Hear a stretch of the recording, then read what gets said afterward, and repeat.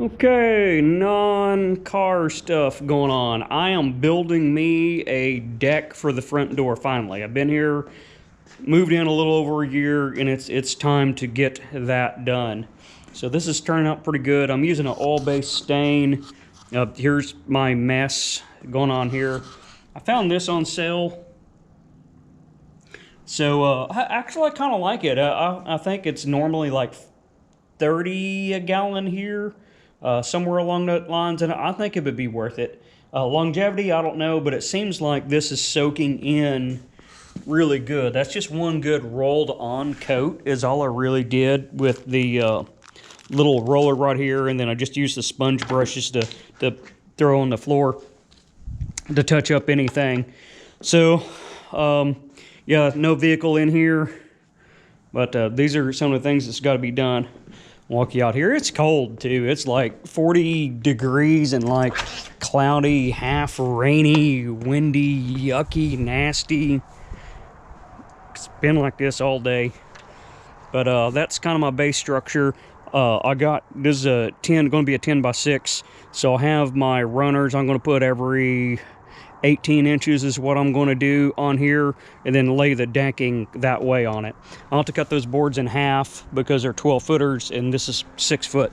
So that's the old one that I built. No, I am not a carpenter. It's, you can probably tell right there. All right, well, that's a little bit of what I'm working on. Some of the non-car content that I'm doing right there, but I like that stuff. I think I'm going to start using that right there, and hopefully it lasts a long time. It's pretty easy to apply anyway if it doesn't, and it's not super expensive, you know. I didn't use hardly any doing all these. I think maybe that much. So maybe a pint to do all this.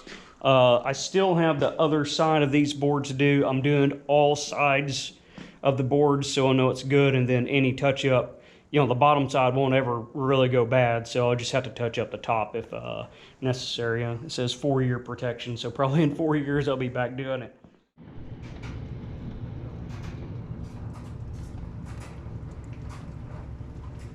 Yep. The porch ain't getting done right now.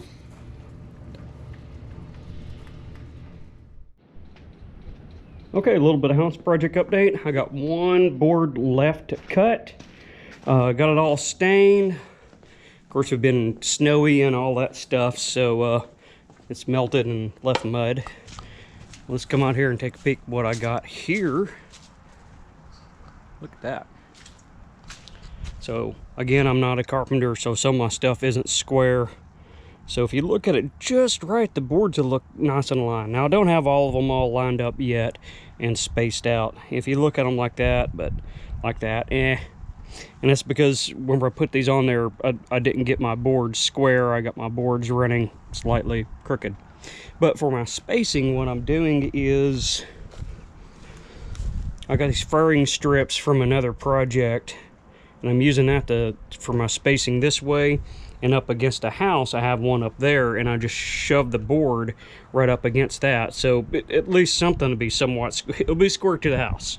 Anyway, and on my spacing, it'd be right. So I'm coming down here, looks like I measured and calculated correctly, because I'll have one more board I can put here, and I'll notch it for the 4x4s. Trying to remember, yeah, I'll notch. I don't know, I hadn't figured that part out yet. I'm not really doing anything with this half right here. I'm mainly interested in getting this portion of it done right now. All right, so I got a couple of them screwed down, and I'm just going through and putting one screw in there for now to set them, and then I can come back and, you know, do all my middles and all that once I get everything locked into place. So that's my method. Get you turned around. Ooh. Yeah, we get a little tight going around there. That post was not supposed to be there. It's supposed to be lined up there, and I made a whoopsie in measurement. So from here on out, whenever I do the rest of my post, I will use string lines to get them at least within a couple inches of each other instead of a couple 6 inches of each other. But anyways, yeah, this is one of the things I want to fix here is how this is all muddy. I want to get this all covered, and then, you know, I can store all this stuff all covered, all my lawn equipment and everything. But anyways, that's how me, a non-carpenter, is tackling this right here. Okay, putting the deck to good use here. We had our little ice area. So what I did when I started this project a year ago, the lumber, everything building prices are just stupid expensive. So I kind of roofed it with the fencing planks, because that's like the only thing that really didn't go up. Not crazy expensive anyway. Well, that didn't work out very well, and it really wasn't the plan I wanted. I want to have more of a skylight style in my roof here. So what is now affordable, at least affordable for me, is they come in and do the white, not the clear, but the white PVC panels. So I'm going to need to get some runners and put my runners up there. So that's what I'm doing now. So that was one evolution into my dirty deck now, of why I got the deck, which has held up to its first little winter edge so far. But that's one reason I did that first. Is so now I have a platform to get up there, and I should be able to reach everything. Okay, here we are.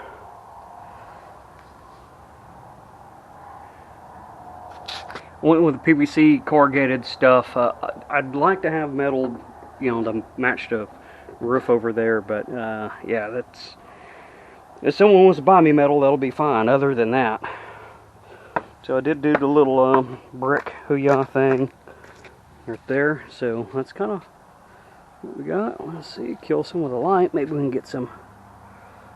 Yeah, I can't tell a whole lot there. There we go, auto light.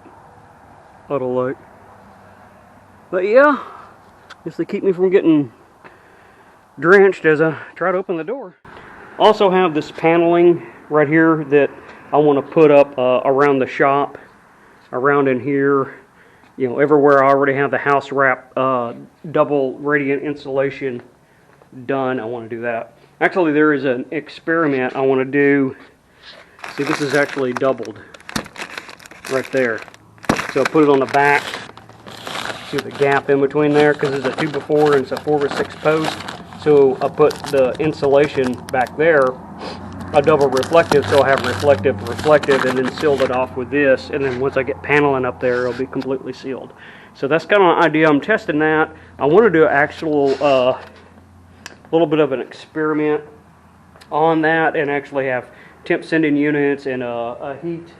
I think up there is my old box that I've done this experiment on. In that box, that's why I'm using Radiant, the bubble wrap or whatever, because I tried this out with an experiment and it turned out pretty good. So I want to do a little bit.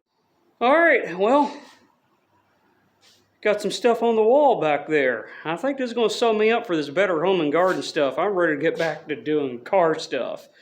Anyways, yep, plenty to do. Got that other wall right there to do, but that'll be another time. So yeah, I'll move the computer. Let me flip you around here so you're not looking at me. Oh wait, I'm on the cell phone. I don't do that. We'll have to do it like this. So anyways, backwards. I just kind of flip the computer around like that. I think I like that better, especially now that I have the wall up like that, and it's kind of my feature wall. I want to see it, and I kind of like it already. This opens up a lot more area there. I don't know if you can see that. I can't see the screen, but yeah, opens up a lot more area there. This is what we got here. I need to put that up against that wall there.